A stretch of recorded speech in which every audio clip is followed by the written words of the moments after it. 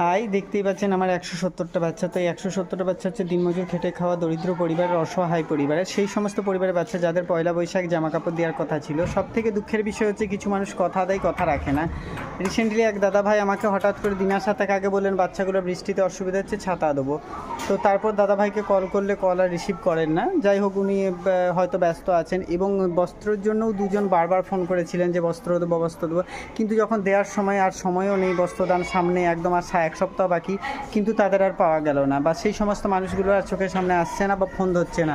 এইগুলো কি ঠিক করা হচ্ছে? গরিব বাচ্চার ইমোশনাল নিয়ে আপনারা জামা দিতে, জামা না দিলে কি ওরা জামা পড়বে না?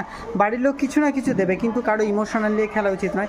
এটা একটা বিনা পয়সার কোচিং, এরা অনাথ নয়, সবারই পরিবার আছে। অনেকের বাবা মারা গেছে, মা মারা গেছে, মা ছেড়ে পালিয়েছে, বা খেতে পায় না দাদু ঠাকুমার কাছে। আবার খুব গরিব পরিবার থাকলেই যে সুখে থাকে তা নয়, পরিবার থেকেও যখন কষ্ট বড় হয় সেটা আমি দেখেছি বা দেখছি।